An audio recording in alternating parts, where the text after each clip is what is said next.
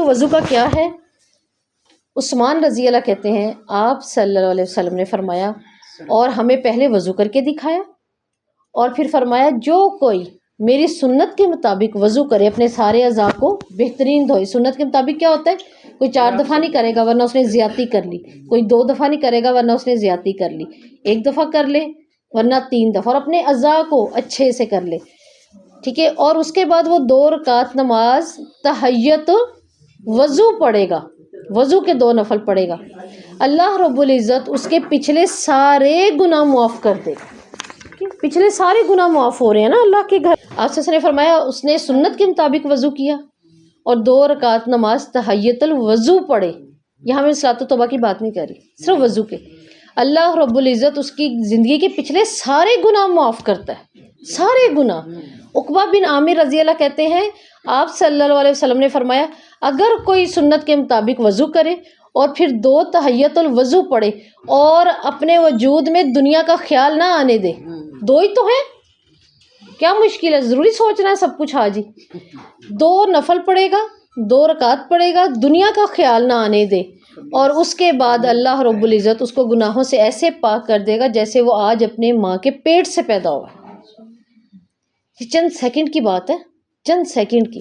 یہی عقبہ بن عامر ایک اور کیا بشارت دے رہے ہیں, کہہ رہے ہیں آپ صلی اللہ علیہ وسلم نے فرمایا جس نے وضو کیا اور 2 تحیت الوضو کے نفل پڑھ دیے, ٹھیک ہے, اور اپنے دل میں کوئی خیال نہیں آنے دیا, اللہ اس پر جنت کو واجب کر دیتا ہے. یہ کتنے پیارے اعمال ہیں. اس کے لیے آپ نے کیا کرنا ہے, آپ نے کثرت سے جب وضو, رمضان میں وضو میں ہی ہے نا انسان بار بار رہتا ہے, بار بار وضو کرے, 2 نفل پڑھ لیں, نفلی عبادت ہے, لگ رہا ہے میں بار بار کیا اوپر نیچے ہوں, بیٹھ کے پڑھ لیں, لیکن کوشش کریں اپنے تحیت الوضو مت چھوڑیے گا. اگر ان کے پیچھے ہمیں اتنی بڑی بشارت مل رہی ہے, جیسے ابھی میں نے کہا کہ ہمارے گناہ کے بیریئر نے ہمارا رزق بھی روکا ہوا ہوتا ہے اور ہماری نیکیاں کرنے کی توفیق بھی روکی ہوتی ہے.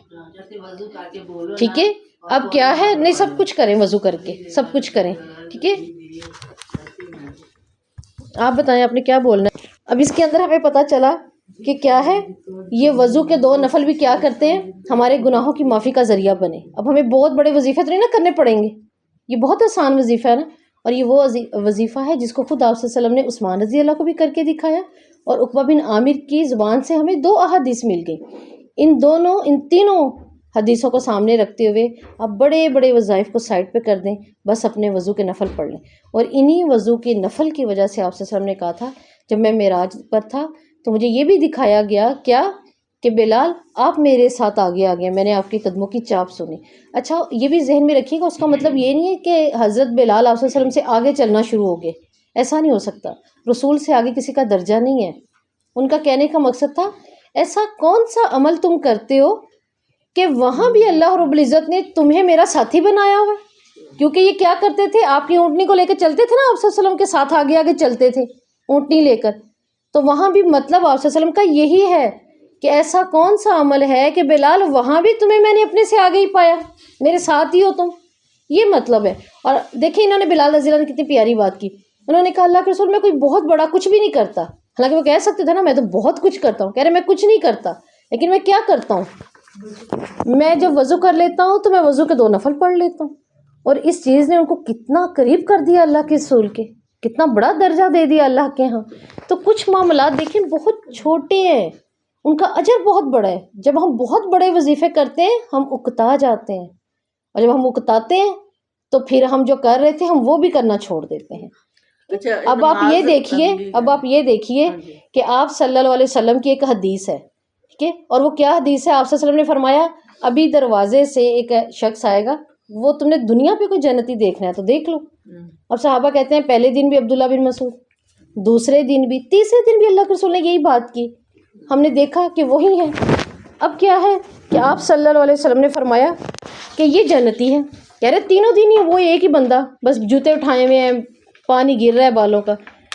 تو صحابی کہتے ہیں حضرت عمر کے بیٹے کہتے ہیں میں نے ان کے پیچھے جانا شروع کر دیا چوتھے دن, اور جیسے جیسے میں ان کے پیچھے جاتا رہا میں نے ان سے کہا والد کے ساتھ لڑائی ہوئی ہے تو چچا, جیسے پہلے لوگ دوسروں کو چچا کہہ لیتے تھے, تو چچا آپ مجھے اپنے گھر صرف 1 دن کی پناہ دے دیں گے؟ انہوں نے کہا میں دے دوں گا. کہہ رہے میں ذرا والدین سے لڑائی ہوئی ہے اپنے والد کے ساتھ.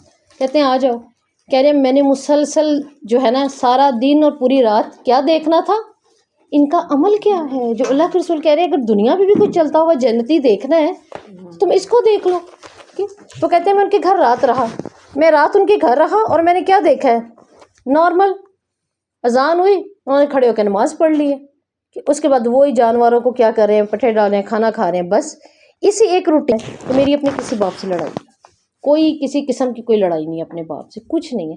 اللہ کے رسول نے آپ کے لیے ایک بات بتائی ہے کہ آپ جنتی ہیں اگر آپ کو دیکھنا ہے تو پھر آپ کا عمل کیا ہے؟ کوئی عمل نہیں ہے آپ کا. میں تو دیکھ رہا ہوں، اس نے کہا ہاں یہی ہے، وہ 5 وقت کی میری نماز ہے اور یہ جو میرا حلال کا تھوڑا سا کاروبار ہے میں یہ کرتا ہوں، اس کے علاوہ کچھ نہیں ہے. پھر ساتھ ہی کہتے ہیں اچھا ٹھیک ہے پھر میں چلا جاتا ہوں. تو پھر کہتے ہیں آؤ بھتیجے بیٹھ، ایک بات ہے کیا، میں کسی کے لیے اپنے دل میں حسد اور کینہ نفرت نہیں رکھتا. بس میں نے اللہ سے ایک ہی دعا کرتا ہوں، اللہ میرا حسد کینہ نفرت ختم کر دے، صرف میں نے دل میں یہ نہیں رکھا ہوا. تو آپ مجھے بتائیں یہ بہت بڑا عمل ہے، بہت بڑا وظیفہ ہے بخشش کے لیے نہیں نا، بس ایک دعا ہی ہے نا. اگر ہمارے دل پہ کوئی گرد آ گئی ہے کیا مشکل ہے، اللہ تعالیٰ میرا دل صاف کر دے، میں نہیں کینہ رکھنا چاہتی، اللہ مجھے جو غصہ ہے ختم کر دے، چل تو میرے اندر سے اس کا خیال ہی نکال دے، اللہ مجھے اس کے لیے ٹھنڈا کر دے، اس کو میرے لیے راضی کر دے.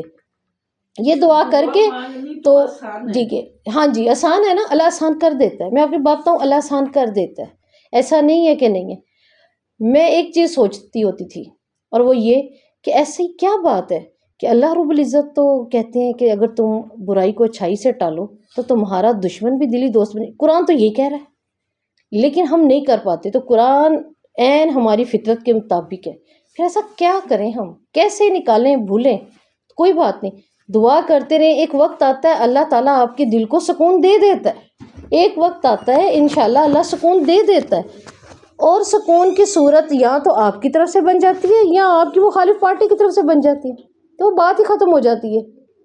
رہتی تو ہے دل میں، رہتی ہے تو ہی اللہ تعالیٰ فرما رہے ہیں نا جب جنتیوں کو جنت میں بھیجا جائے گا تو جنت کے دروازے کے باہر ان کے دلوں سے کینے کو پھینکا جائے گا، وہ ایسے ہوں گے جیسے اونٹ کی مینگنیں پڑی ہوئی ہوں گی، تو رہ جاتی ہیں. لیکن اس کو بھی اللہ کی خاطر ختم کیسے کرنا ہے کہ ہاں میں نے اب اس پہ پکڑ نہیں کرنی، بس میری طرف سے پکڑ نہیں ہے، میں نے نہیں پکڑنا اس چیز کو.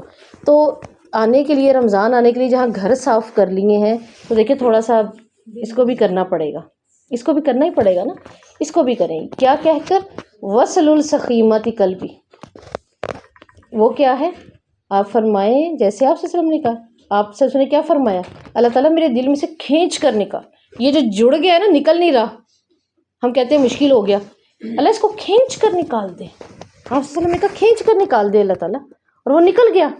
ٹھیک ہے، تو اسی طرح آپ نے کیا کرنا ہے، توبہ میں چاہے تو آپ یہ نفل پڑھیں، چاہے تو پھر آپ کیا کریں، جو آپ کو کلمہ پسند ہے نا اللہ کو راضی کرنے کے لیے آپ اس کلمے کو ابھی سے پڑھنا شروع کر دیں. اللہ تعالیٰ میری بہت بڑی بڑی نیکیاں جو میں چاہتی ہوں کرنا اللہ یہ اس کے آڑے نہ آ جائے، اللہ جو رزق جس کی میں طلبگار ہوں وہ میرے آڑے نہ آ جائے.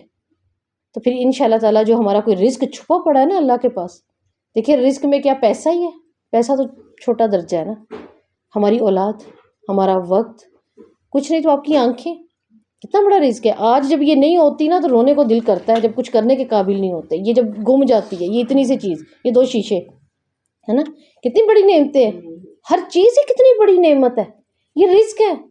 آپ کا وقت، کچھ لوگ ہیں کہتے ہیں وقت کہاں گزارے، کچھ کہتے ہیں ہم اتنی برائی میں پھنس گئے ہم نکل ہی نہیں سکتے. وقت بھی تو کتنی بڑے رزق ہے، اور وہ بھی اچھا وقت ہونا. اولاد کے ساتھ آپ کا بیٹھ کے کھانا کھا لینا 3 ٹائم کا، آپ اپنی اولاد کو خوش ہوتے دیکھتے ہیں اس نے آج پیٹ بھر کے کھا لی، کتنا بڑا رزق ہے. وہ لوگ بھی تو ہیں جو کیا ہے جن کو گھروں کے بستر ہی نہیں نصیب ہو رہے، کہتے ہیں اللہ وہ کون سا وقت ہے کہ ہم اس ہسپتال کی سیڑھیوں سے چلے جائیں اپنے گھر میں، ہے نا، یہ رزق نہیں ہے، رزق ہے. تو اللہ تعالیٰ سے توبہ کر کے یہ کہیں اللہ میرے رزق میں اضافہ کر دے، جو میری عافیت ہے جو میرا رزق ہے اس میں اضافہ کر دے، اور مجھے آزمائش نہ دکھا، میں تیرے مہمان کے سامنے شرمندہ نہیں ہونا چاہتی. ٹھیک ہے، تیرا مہمان آ رہا ہے، بہت بڑا مہمان آ رہا ہے، اللہ میں تو چاہتی ہوں میں اس کا استقبال کیسے کروں، تیری رضا کے ساتھ. اور تیری رضا تبھی ممکن ہے جب تو مجھے عافیت دے گا، جب تو میرا ساتھ دے گا، تو اللہ مجھے تھام لے، ٹھیک ہے، عافیت کے ساتھ. پھر دیکھیے